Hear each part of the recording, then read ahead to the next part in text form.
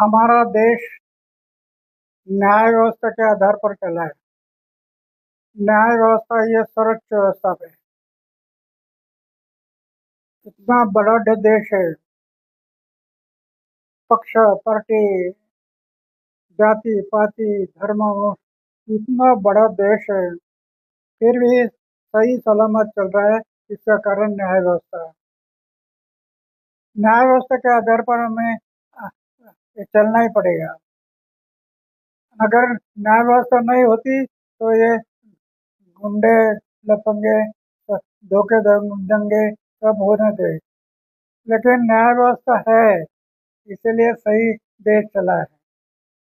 इसलिए मैंने पहले अरविंद केजरीवाल के बारे में जो कुछ कहा होगा, लेकिन न्याय व्यवस्था का निर्णय नहीं कहा।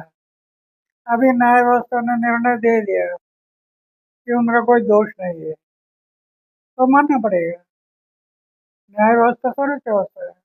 जब अरविंद केजरीवाल के ऊपर आरोप लग रहे थे तो आपने कहा था कि न्याय व्यवस्था, लेकिन उस टाइम पर न्याय व्यवस्था का निर्णय नहीं था ना, ये तो मौके हवा में बोल रहे थे। अगर न्याय व्यवस्था का निर्णय होता तो हम ऐसा में नहीं बोलते। निर्णय नहीं था। अरविंद केजरीवाल ने कहा है कि बीजेपी ने साजिश करके हमारे ऊपर केस, झूठा केस दर्ज किया और हमारी पार्टी तोड़ने की कोशिश की। तो उनका प्रश्न है। पक्ष और पार्टी का और मेरा कोई लेन देन नहीं। मैं कभी पक्ष और पार्टियों के नजदीक गया नहीं। उनको जो कुछ कहना है कह गए, उससे मेरा कोई लेन देन नहीं। तो अरविंद केजरीवाल के आगे के लिए आप क्या सलाह दोगे? अरविंद केजरीवाल को आगे की जो जर्नी है उसके लिए क्या सलाह देंगे आप?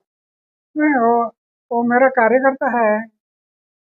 अरविंद केजरीवाल, सिसोदिया, ये हमारे कार्यकर्ता है जुने पुराने।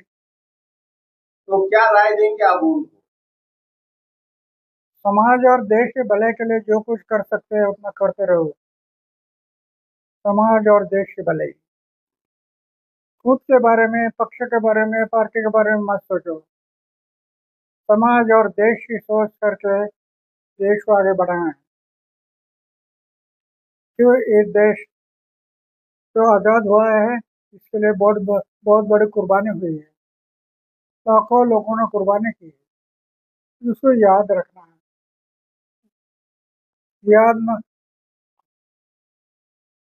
उसको याद भूलना नहीं।